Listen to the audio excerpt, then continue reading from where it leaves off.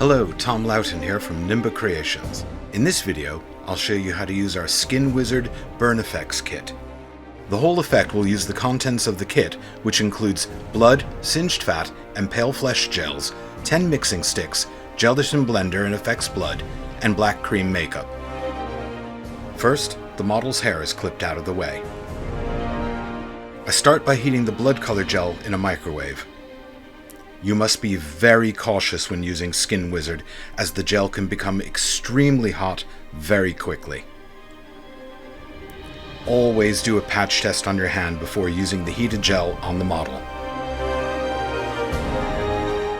I use the blood color to sketch out where I want the main wounds to be.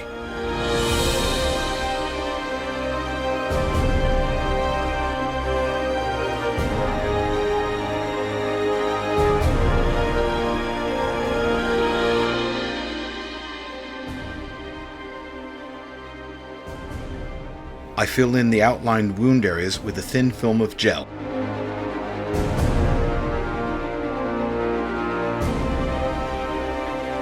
Leave some streaks and lumps in the gel for texture. I now liquefy the singed fat color in the microwave.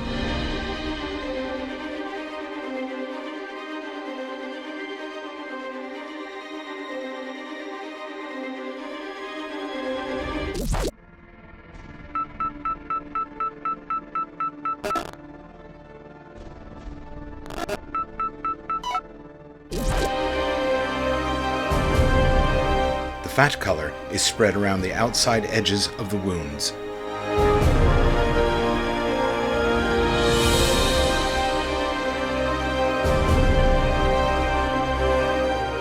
Don't build up too much thickness per gel color. It all adds up quickly.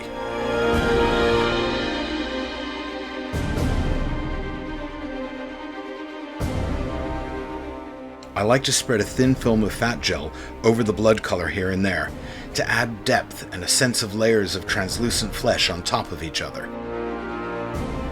You can see the realistic effect of both thin and thick layers of fat gel over the blood color. The strings of gel add great fibrous detail. I move on to the pale flesh gel. Stir any solid lumps into the melted gel to help even out the overall temperature.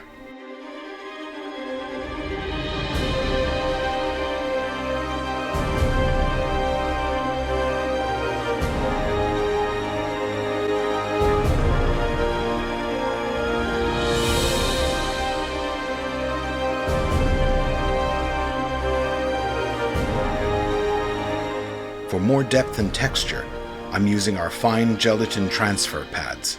You don't have to use these, but they offer a quick and easy way to build up detail.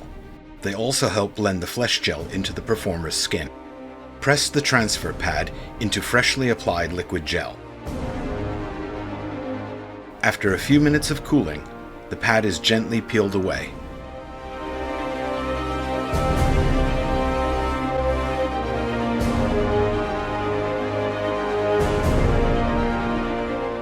Work in small areas at a time.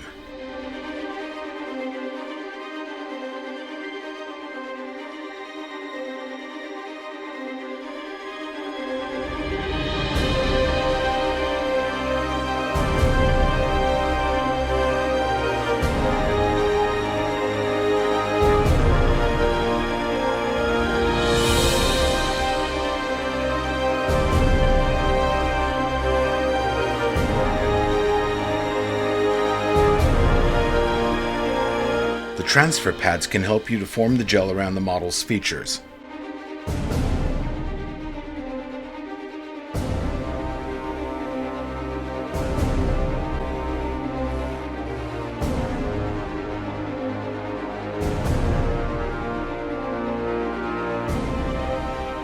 When using SkinWizard gel around the eyes, it is extremely important to be certain it is of a safe temperature.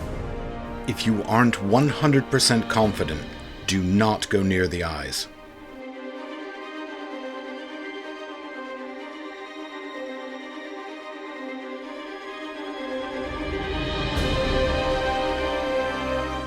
A metal tool heated in a mug of very hot water can be used to smooth hard edges and forms you are less than happy with.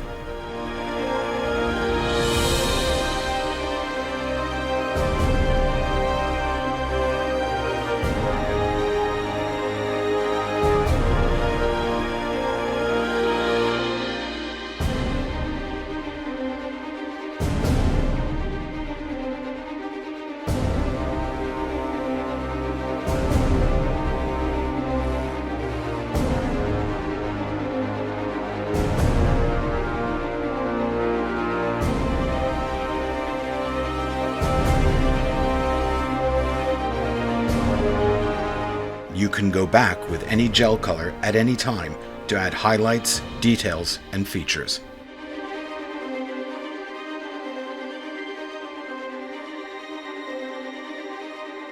I'm done with the gels and move on to the effects blood. I use the end of a large brush to stipple blood into the large wound areas.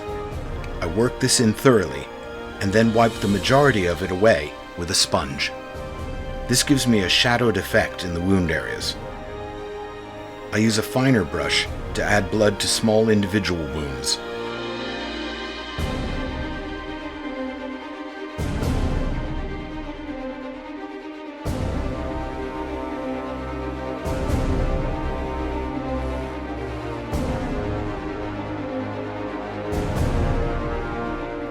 I outline the edges of the large wounds to define their shape.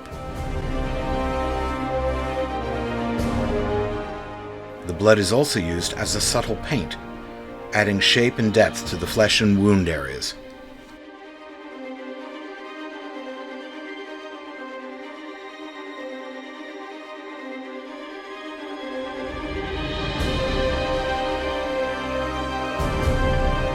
I move on to the black cream makeup.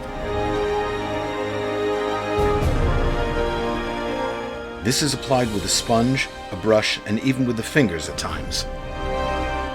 Some areas will look best with the thin film of the black makeup, giving it a grey, sooty look. Other areas will benefit from sharper patches of near black to simulate concentrated, charred flesh. Don't overblend the black color, or your entire makeup could become an ill-defined grey mass.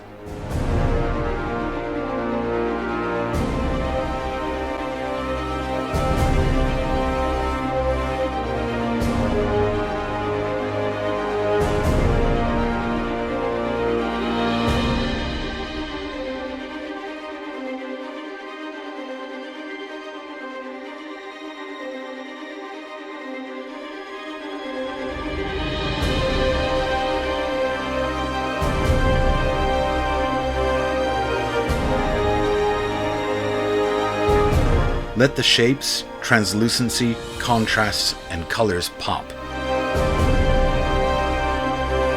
Get creative with costuming and hair work, and enjoy the results this versatile kit can give you.